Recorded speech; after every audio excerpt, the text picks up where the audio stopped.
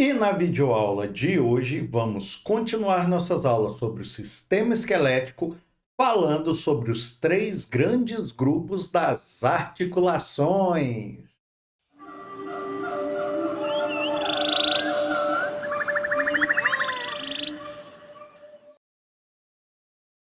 Olá, sejam muito bem-vindos a mais uma videoaula.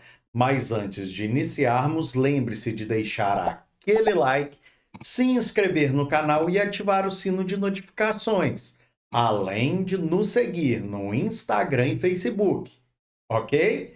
Então vamos lá. Nós vimos na nossa última videoaula que uma articulação ou juntura é a conexão entre duas ou mais peças esqueléticas. E hoje vamos conhecer esses três grandes grupos de articulações, que são as articulações fibrosas, as articulações cartilaginosas e também as articulações sinoviais. Quando falamos sobre articulações fibrosas, estamos nos referindo às articulações nas quais o elemento que se interpõe às peças que se articulam é o tecido conjuntivo fibroso.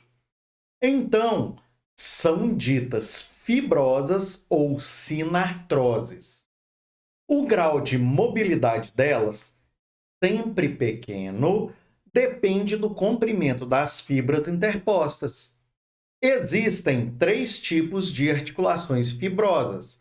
Nós temos a sutura, a sindesmose e a gonfose. As suturas, que são encontradas somente entre os ossos do crânio, são formadas por várias camadas fibrosas, sendo a união suficientemente íntima de modo a limitar intensamente os movimentos, embora confiram uma certa elasticidade ao crânio. A maneira pela qual as bordas dos ossos articulados entram em contato é variável. Nós temos as suturas planas, que são uniões lineares retilíneas ou aproximadamente retilíneas.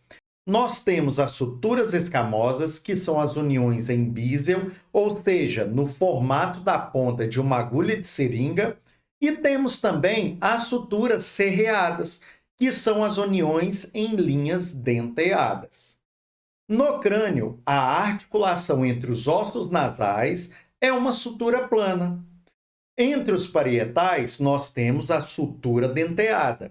E entre o parietal e o temporal, temos a sutura escamosa. No crânio do feto e recém-nascido, onde a ossificação ainda é incompleta, a quantidade de tecido conjuntivo fibroso interposto é muito maior, explicando a grande separação entre os ossos e uma maior mobilidade. Estas áreas fibrosas são denominadas fontículos ou fontanelas. São elas que permitem, no momento do parto, uma redução bastante apreciável do volume da cabeça fetal pela sobreposição dos ossos do crânio. Esta redução de volume facilita a expulsão do feto para o meio exterior. Na idade avançada, pode ocorrer ossificação do tecido interposto, que chamamos de sinostose, fazendo com que as suturas, pouco a pouco, desapareçam e, com elas, a elasticidade do crânio. Nas sindesmoses, os ossos estão unidos por uma faixa de tecido fibroso, relativamente longa, formando um ligamento interósseo ou uma membrana interóssea, nos casos, respectivamente, de menor ou maior comprimento das fibras, o que condiciona um menor ou maior grau de movimentação. Exemplos típicos são as sindesmoses tíbio-fibular e a membrana interóssea radioulnar. Gonfose é a articulação específica entre os dentes e seus receptáculos, os alvéolos dentários. O tecido fibroso do ligamento periodontal segura firmemente o dente no seu alvéolo. A presença de movimentos nesta articulação significa uma condição patológica. Olha só, pessoal, caso vocês tenham alguma dúvida sobre este conteúdo, é só deixar aí nos comentários que estarei respondendo todos vocês, ok? Então vamos lá. Nas articulações cartilaginosas, o tecido que se interpõe é a cartilagem. Quando se trata de cartilagem hialina, temos as sincondroses. Nas sínfises, a cartilagem é fibrosa. Anota aí, hein, galera? Em ambas, a mobilidade é reduzida. As sincondroses são raras e o exemplo mais típico é a sincondrose esfenocipital, que pode ser visualizada na base do crânio. Exemplo de sínfise é a união no plano mediano entre as porções púbicas dos ossos do quadril, constituindo a sínfise púbica. Também as articulações que se fazem entre os corpos das vértebras podem ser consideradas como sínfise, uma vez que se interpõe entre elas um disco de fibrocartilagem, que é o disco intervertebral. Já nas articulações sinoviais, a mobilidade exige livre deslizamento de uma superfície óssea contra outra, e isto é impossível quando entre elas interpõe-se um meio de ligação, seja fibroso ou cartilagíneo. Para que haja o grau desejável de movimento, em muitas articulações, o elemento que se interpõe às peças que se articulam é um líquido denominado sinóvia ou líquido sinovial. Além da presença deste líquido, as articulações sinoviais possuem 3 outras características básicas: a cartilagem articular, a cápsula articular e a cavidade articular. A cartilagem articular é a cartilagem do tipo hialino que reveste as superfícies em contato numa determinada articulação, que são as superfícies articulares. Ou seja, a cartilagem articular é a porção do osso que não foi invadida pela ossificação. Em virtude deste revestimento, as superfícies articulares se apresentam lisas, polidas e de cor esbranquiçada. A cartilagem articular é avascular e não possui também inervação.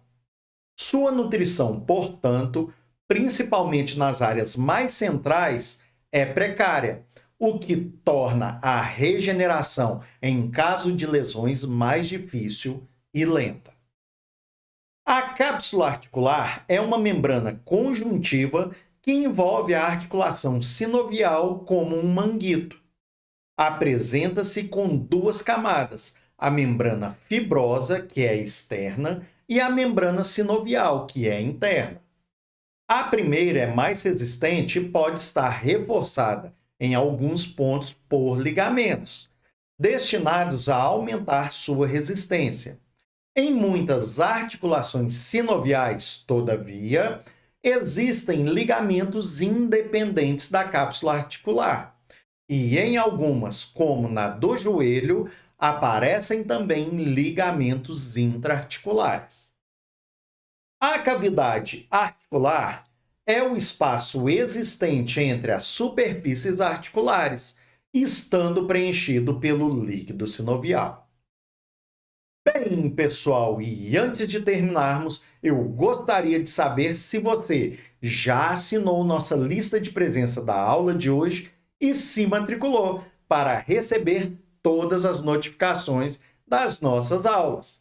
Caso você ainda não tenha deixado registrada sua presença nesta videoaula e se matriculado aqui no canal, é só descer um pouco a tela e clicar no botão de curtir e também no botão de inscreva-se para não perder nenhuma das continuações das nossas aulas semanais, beleza? Então vamos lá! ligamentos e cápsula articular têm por finalidade manter a união entre os ossos, mas, além disto, impedem o movimento em planos indesejáveis e limitam a amplitude dos movimentos considerados normais. A membrana sinovial é a mais interna das camadas da cápsula articular. É abundantemente vascularizada e inervada, sendo encarregada da produção da sinóvia, ou seja, do líquido sinovial, o qual tem consistência similar à clara do ovo e tem por funções lubrificar e nutrir as cartilagens articulares. O volume do líquido sinovial presente em uma articulação é mínimo, somente o suficiente para revestir delgadamente as superfícies articulares e localiza-se na cavidade articular. Além dessas características que são comuns a todas as articulações sinoviais, em várias delas encontram-se formações fibrocartilagíneas, interpostas às superfícies articulares, os discos e meniscos, de função discutida, que serviriam à melhor adaptação das superfícies que se articulam, tornando-as congruentes, ou seriam estruturas destinadas a receber violentas pressões, agindo como amortecedores. Os meniscos, com sua característica de meia-lua, são encontrados na articulação do joelho. Discos são encontrados nas articulações externo-clavicular e temporomandibular. Deixe aí nos comentários sua opinião sobre essas duas estruturas tão importantes para o nosso corpo. Se você acha que elas são apenas amortecedores, ou se elas são apenas para congruência articular, ou se você acha que elas servem para as duas funções. Bem, pessoal, espero que vocês tenham gostado desta videoaula e não se esqueçam de assinar nossa lista de presença com aquele like, ok? E vamos ficar por aqui deixando um spoiler da nossa próxima aula, onde vamos falar sobre os movimentos das articulações sinoviais. Obrigado a você que assistiu esse vídeo até o fim. Um grande abraço a todos, fiquem com Deus e até a nossa próxima videoaula. Tchau, tchau!